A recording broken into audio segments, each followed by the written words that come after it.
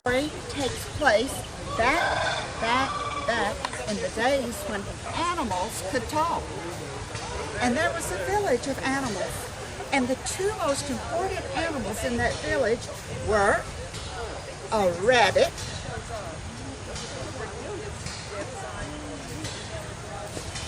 and a fox. Now, in that time, you know what rabbits, we all know what rabbits look like now, with long ears and a cute little bushy tail. And we know what foxes look like, with short ears and a long bushy tail. Well, back then, the fox and the rabbit looked just alike.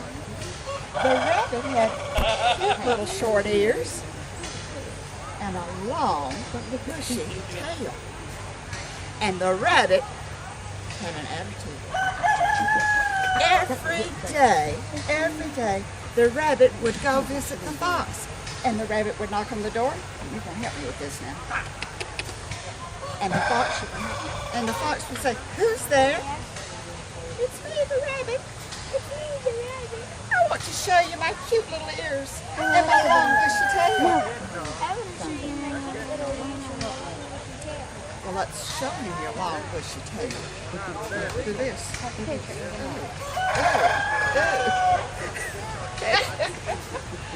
Well, that happened on Monday. On Tuesday, here came that rabbit again. It's me, the rabbit. What do you want? I wanted to show you my cute little ears and my long Well, that happened Monday, Tuesday, Wednesday, Thursday, Friday, Saturday. Well, Sunday morning, by Saturday night, this fox had had enough of that rabbit. So she went over to Kroger's. They did have Kroger's back then. And she bought a whole, here in the South, what do we say? A mess of fish. Now, they still had their heads on. She said, "I'll take 24 of those." And so the guy gave her 24 of the fish, and she took them home. Well, now, you know how when we catch fish here in the South, we don't put them in a basket. We put them on a string. So let's put our fish on there. She put one fish, two. Pretty soon she had all 24 of them, and she held it up. Oh, it was longer than her. And she put it in the refrigerator real quickly. Well, Sunday morning. Hey there. It's me. The rabbit. Look at my ears and my long bushy tail. That's nice. But see what I have. And she went to that refrigerator, pulled the door open, got that string of fish, held it up, went drive it forward. She held it up, and walked to the door, and she said, "Look at my fish. Where'd you get those?" Where'd you get those? Now that little fox didn't say where she really got them. She said, "I got them in the pond down the hill." How did you catch them? I put my long bushy tail in the water. And these fish jumped right on the hairs.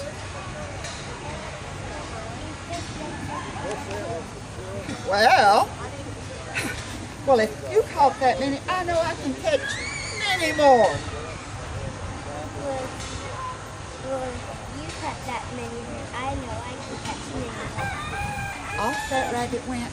The fox shut the door, went over to the sink, started cleaning those fish so she could have her a fish fry.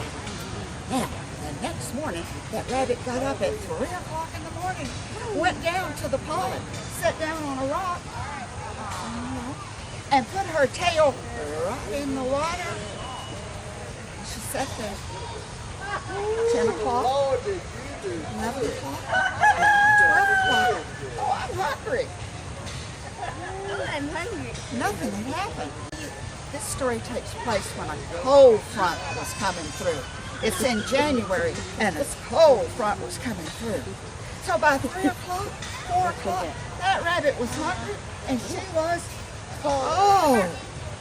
So by 5 o'clock when it's getting dark, she said, I'm going to go and come back another day.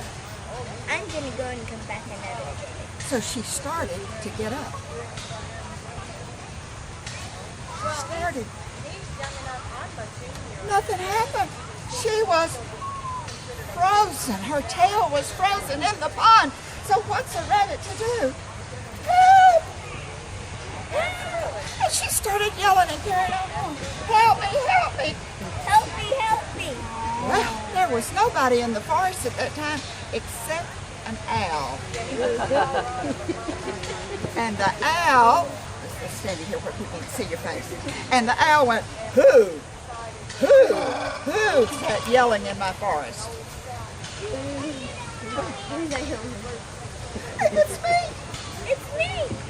What do you want? What do you? Get me out of here. Get me out of here. Well, the owl thought, if I get her out, she'll shut up and I won't have all this noise in my forest. So, the owl started flying and flew around here and flew right there on the side of the rabbit. And she reached over and she grabbed one of those little short ears.